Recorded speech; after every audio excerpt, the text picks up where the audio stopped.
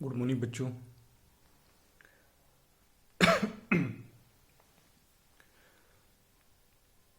देखिए chapter number जो है वो 16 है। चैप्टर नेम है एकाकी व्यापार के अंतिम खातों का निर्माण। ठीक है, तो इससे पहले हम लोग जो चैप्टर पढ़े थे उस चैप्टर का नाम था वित्तीय विवरण। ठीक है, फाइनेंशियल स्टेटमेंट। तो फाइनेंशियल स्टेटमेंट जो चैप्टर था उसी से मिलता जुलता चैप्टर है। बस क्या है कि एक चरण जो है वो चैप्टर में बढ़ाया गया है। देखिए वित्तीय विवरण में भी हम लोग क्या बना रहे थे, व्यापार खाता, लाभ हानि खाता और चिट्ठा बना रहे थे। ठीक है, और इस चैप्टर में डिफरेंट क्या है कि इस चैप्टर में आप लोगों को समायोजन क्वेश्चन में मिलेगा। समायोजन का मतलब क्या है, देखिए मैं आपको बता दे रहा हूं। ये देखिए, पहले आपका क्वेश्चन कुछ इस तरह से हुआ करता था। ठीक है, सिर्फ ट्रायल बैलेंस के अंदर जो है वो क्वेश्चन रहा करता था। पर अब जो है आपको चैप्टर नंबर 16 में अब जो है क्वेश्चन के नीचे समायोजन, एडजस्टमेंट जो है वो भी दिया रहेगा। एडजस्टमेंट का मतलब क्या है, सही जगह पर उसको बैठाना। क्लियर है? तो अभी देखिए चैप्टर क्रमांक 16 जो है एकाकी व्यापार, मतलब एक व्यक्ति द्वारा जो व्यापार किया जाता है उसके अंतिम खातों का निर्माण करना। तो किसी भी व्यापार का जो है अंतिम खाता क्या होता है, बैलेंस शीट होता है। ठीक है, पहले व्यापार खाता बनाते हैं। व्यापार खाता का जो भी सकल लाभ या सकल हानि आएगा उसको हम लोग ट्रांसफर करेंगे लाभ हानि खाता में, और लाभ हानि खाता का जो भी नेट प्रॉफिट या नेट लॉस आता है, ठीक है, उसको हम लोग क्या करते हैं, बैलेंस शीट में कैपिटल में प्लस या माइनस करते हैं। ठीक है, तो सबसे पहले क्वेश्चन देख लेते हैं हम लोग। पहला क्वेश्चन है एक्सरसाइज नंबर 1। देखिए क्वेश्चन में क्या बोल रहा है।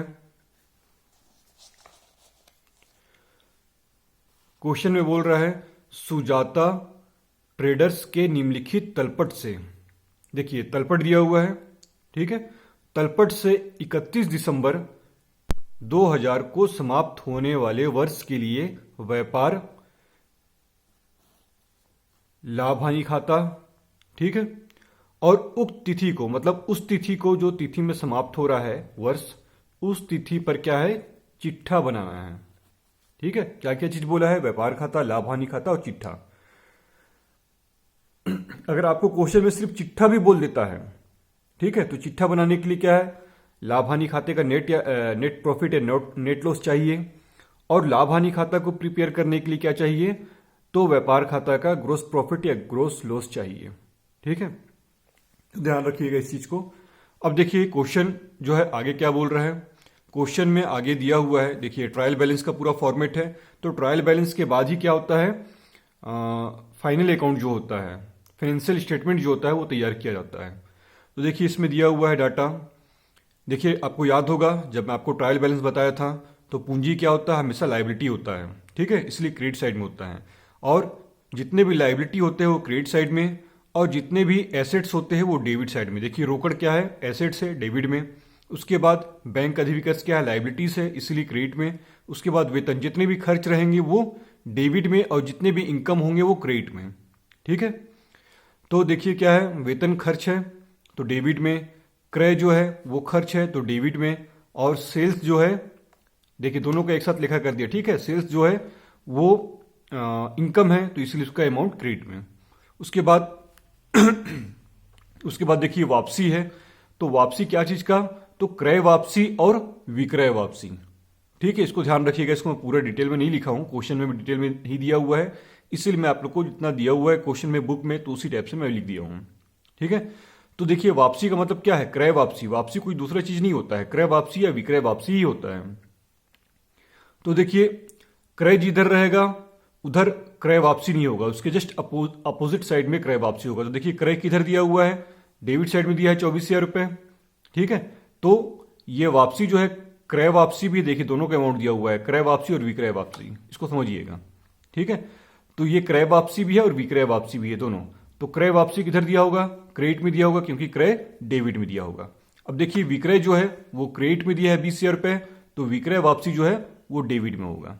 क्लियर है? उसके बाद सन्ड्री एक्सपेंसेस, तो बताया जितने भी एक्सपेंसेस है वो डेबिट में आएंगे, तो 5,000 रुपये डेबिट में।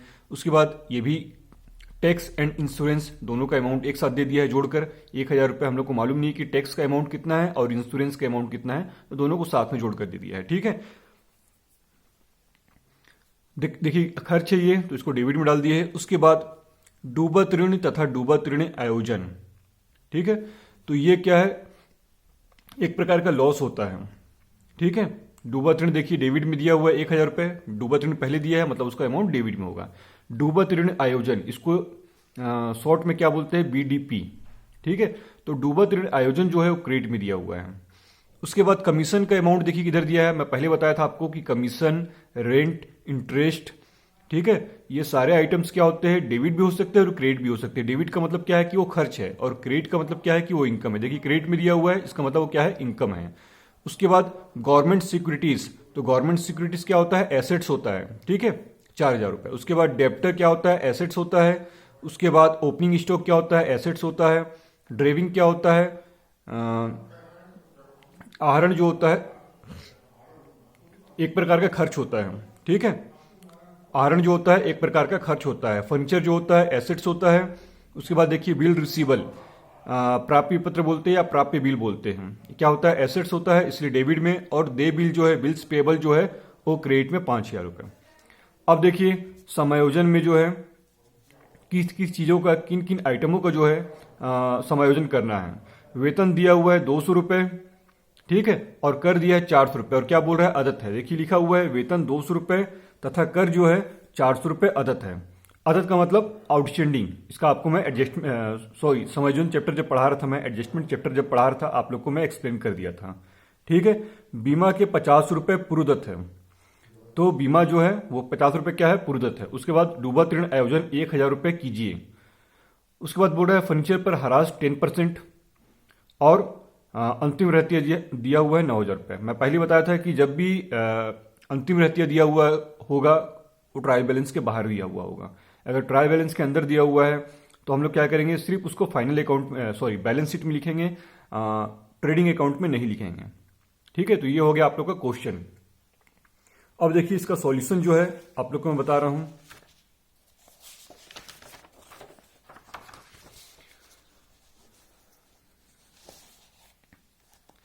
ये देखिए सबसे पहले ऊपर में मैं लिख दिया हूं शीर्षक।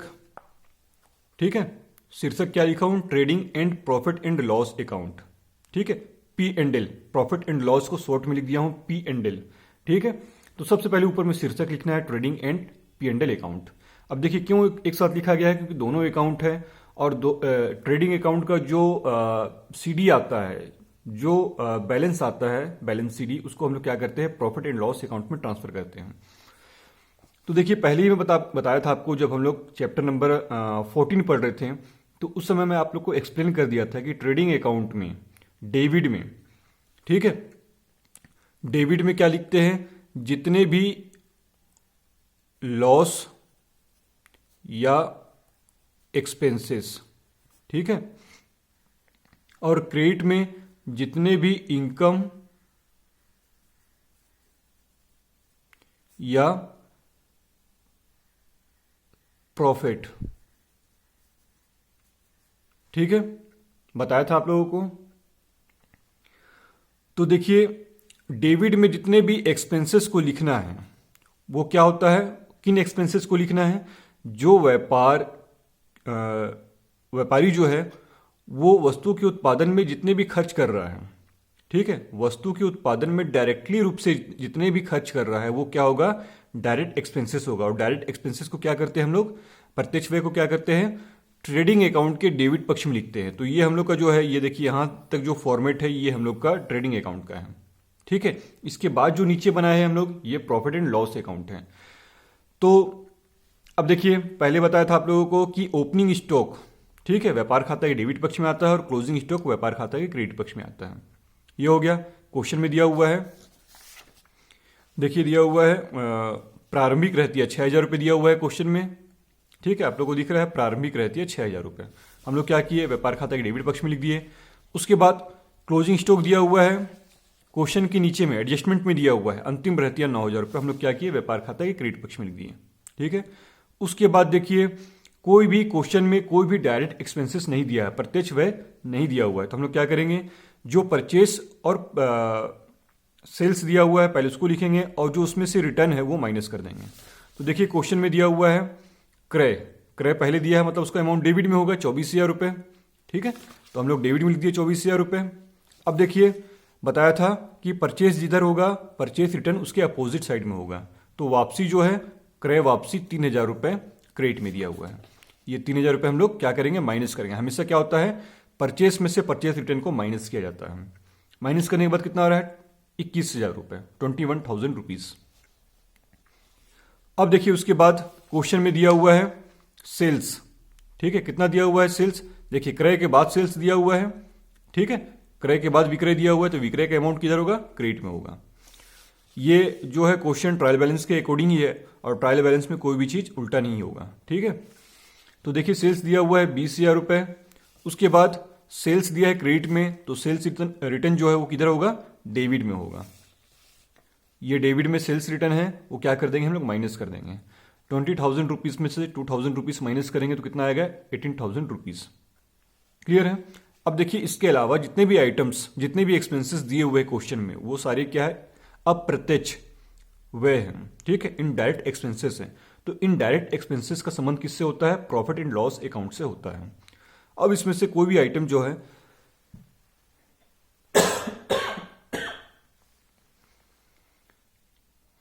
अब इसमें से कोई भी आइटम जो है वो ट्रेडिंग अकाउंट में, व्यापार खाता में नहीं आएगा। तो हम लोग क्या करेंगे, व्यापार खाता का टोटल देखेंगे किधर का टोटल ज्यादा हो रहा है, ठीक है। तो देखिए व्यापार खाता का सबसे पहले हम लोग क्या देखते हैं, क्रेडिट का टोटल देखते हैं, तो 18 और 9 27,000 रुपये आ रहा है। और अब डेबिट का टोटल देखते हैं, 21 और 6 27,000 रुपये, दोनों साइड का टोटल क्या आ रहा है, बराबर आ रहा है। मतलब ना तो ग्रोस प्रॉफिट होगा, देखिए इधर का टोटल ज्यादा आता तो हम लोग डेबिट के टोटल को माइनस करके क्या निकाल लेते हैं, ग्रोस प्रॉफिट निकाल लेते हैं, ठीक है। और यदि डेबिट का टोटल ज्यादा आता तो डेबिट के टोटल में से हम लोग क्या करते, क्रेडिट के टोटल को माइनस करके क्या निकालते, ग्रोस लॉस निकाल लेते हैं। पर दोनों साइड का टोटल क्या आ रहा है, डेबिट का टोटल भी 27,000 रुपये आ रहा है और क्रेडिट का टोटल भी क्या आ रहा है, 27,000 रुपये आ रहा है। इसीलिए मैं क्या लिख दिया हूं आप लोग को समझाने के लिए, to gross profit nil by gross profit loss, sorry by gross loss nil, ठीक है, ना तो प्रॉफिट हो रहा है ना तो लॉस हो रहा है, ठीक है। अब इसके बाद जो प्रिपेयर करना है हम लोगों को वो क्या है, प्रॉफिट एंड लॉस अकाउंट। तो प्रॉफिट एंड लॉस अकाउंट जो है यहां से स्टार्ट हुआ है, ठीक है। ये देखिए यहां पर बंद कर दिया हूं व्यापार खाता को मैं, ठीक है। व्यापार खाता को बंद करने के बाद नेक्स्ट अकाउंट जो रहेगा वो क्या रहेगा, प्रॉफिट एंड लॉस अकाउंट। अब देखिए जो ट्रेडिंग अकाउंट में, व्यापार खाता में जो ग्रोस प्रॉफिट अगर आता तो डेबिट में आता, ठीक है। अब ग्रोस प्रॉफिट को हम लोग प्रॉफिट एंड लॉस अकाउंट में क्रेडिट में लेकर जाते हैं, क्योंकि देखिए नियम वही है, लाभ हानि खाता का नियम भी वही है कि डेबिट में सारे एक्सपेंसेस या लॉस को लिखना है और क्रेडिट में इनकम को लिखना है। तो प्रॉफिट क्या है, सॉरी क्रेडिट में क्या लिखना है, प्रॉफिट या इनकम को लिखना है, और डेबिट में क्या लिखना है, लॉस या एक्सपेंसेस को लिखना है। तो ग्रोस प्रॉफिट प्रॉफिट है। अब देखिए उसको हम लोग क्या करेंगे, प्रॉफिट साइड में लेकर आएंगे, ट्रांसफर कर देंगे। और लॉस अगर आया रहता ट्रेडिंग अकाउंट में तो उसको हम लोग क्या करते हैं, P&L अकाउंट के डेबिट साइड में लेकर आते हैं, ठीक है। देखिए व्यापार खाता में ना तो प्रॉफिट हुआ है ना तो लॉस हुआ है, इसीलिए मैं सिर्फ लेकर आ गया हूं आपको समझाने के लिए और नील लिख दिया हूं, ठीक है। अब उसके बाद जो है डेबिट साइड में जितने भी इनडायरेक्टली एक्सपेंसेस है, अप्रत्यक्ष व्यय है, उसको हम लोग क्या करेंगे, प्रॉफिट एंड लॉस अकाउंट के डेबिट पक्ष में लिख देंगे। पर साथ में कुछ समायोजन भी दिया हुआ है, तो उस समायोजन को क्या करेंगे, साथ में एडजस्ट करते हुए चलेंगे, ठीक है, समायोजित करते हुए चलेंगे।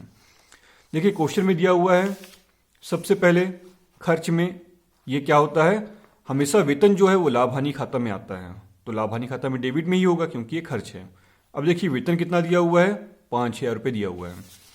हम लोग 5,000 रुपये अंदर में क्यों लिखेंगे, पार्टिकुलर कॉलम में, क्योंकि वेतन के संबंध में क्या बोल रहे हैं, 200 रुपये अदत्त है, ठीक है। वेतन का 200 रुपये और कर का 400 रुपये अदत्त है, ठीक है।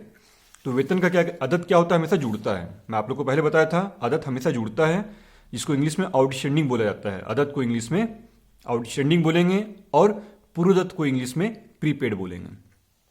तो देखिए सैलरी जो है वो 5,000 रुपये है, और प्लस हो जाएगा आउटस्टैंडिंग 200 रुपये। कितना हो गया? 5200 रुपये। अब इसको क्या है, अमाउंट कॉलम में हम लोग 5200 रुपये लिख देंगे। उसके बाद देखिए क्वेश्चन में दिया हुआ है वेतन के बाद, ये तो हम लोग व्यापार खाता में लिख दिए, वापसी को व्यापार खाता में लिख दिए। अब देखिए क्वेश्चन में दिया हुआ है विविध व्यय, ठीक है, सन्ड्री एक्सपेंसेस को इंग्लिश में बोलते हैं। देखिए कितना दिया हुआ है, 5000 रुपये। तो सन्ड्री एक्सपेंसेस भी जो होता है वो इनडायरेक्ट एक्सपेंसेस होता है, ठीक है, 5000 रुपये। अब देखिए इनडायरेक्ट एक्सपेंसेस के संबंध में, सॉरी, सन्ड्री एक्सपेंसेस के संबंध में कोई भी समायोजन नहीं दिया हुआ है बुक में, क्वेश्चन में। तो 5000 रुपये को डायरेक्टली क्या करेंगे हम लोग, अमाउंट कॉलम में लिख देंगे। उसके बाद देखिए विविध व्यय के बाद क्या दिया हुआ है, कर एवं बीमा, जिसको इंग्लिश में बोलेंगे टैक्स एंड इंश्योरेंस। कितना दिया हुआ है, 1000 रुपये। मैं पहले ही बताया था कि दोनों का अमाउंट जो है एक साथ इंक्लूड कर दिया है, जोड़ दिया है, ठीक है। इसमें कर का कितना है और बीमा का कितना है ये हम लोग को नहीं मालूम है।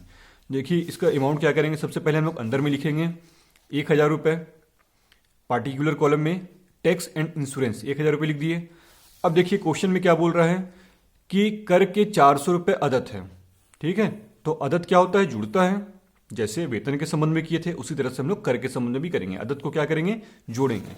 देखिए लिखा हुआ है प्लस आउटस्टैंडिंग टैक्स 400, जोड़ दिए, कितना आ गया, 1400 रुपीज, ठीक है।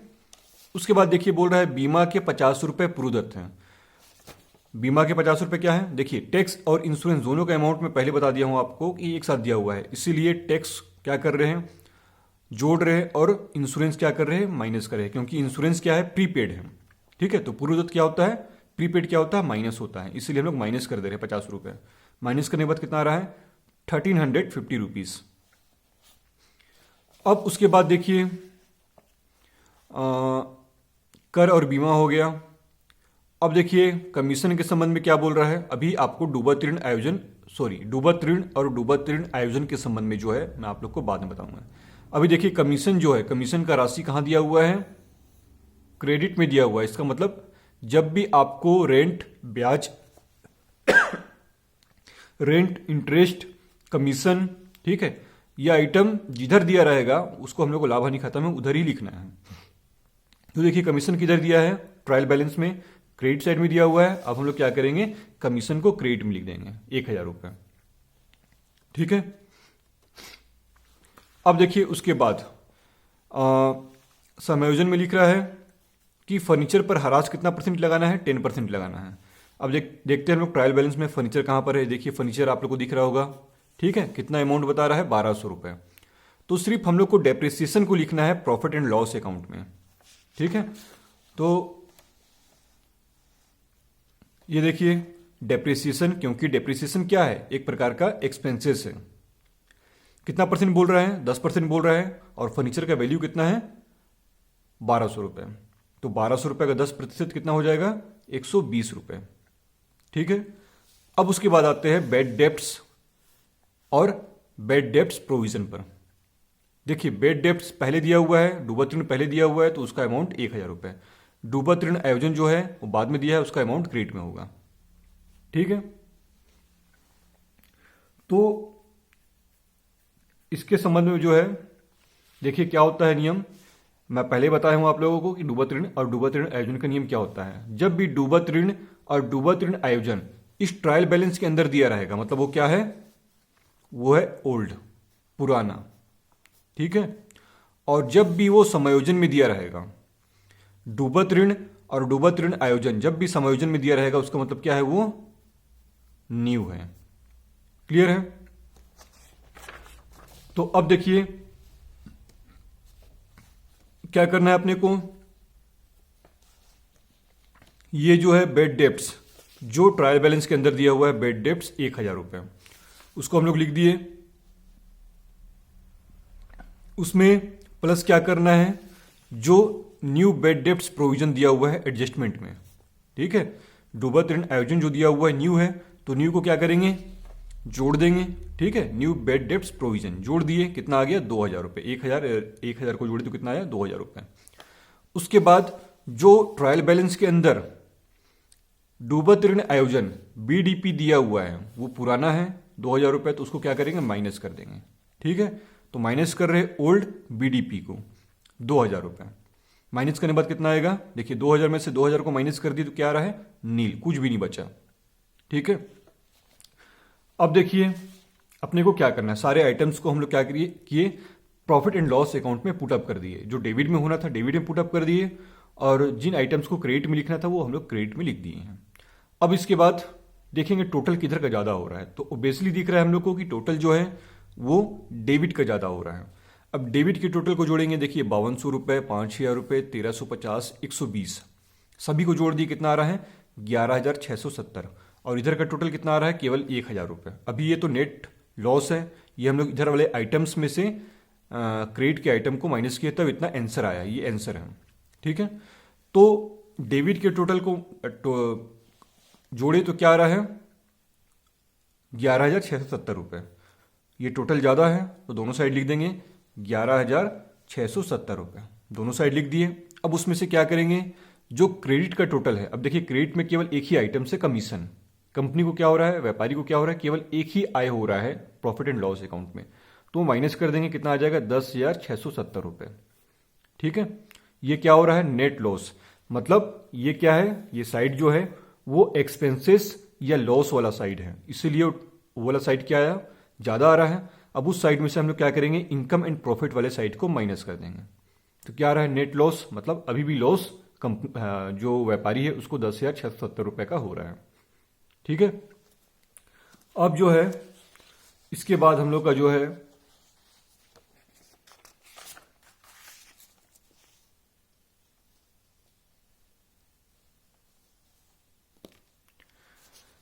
अब देखिए इसके बाद हम लोग को बैलेंस शीट देखना है। ठीक है, तो बैलेंस शीट आप लोगों को मैं नेक्स्ट वीडियो में बताऊंगा।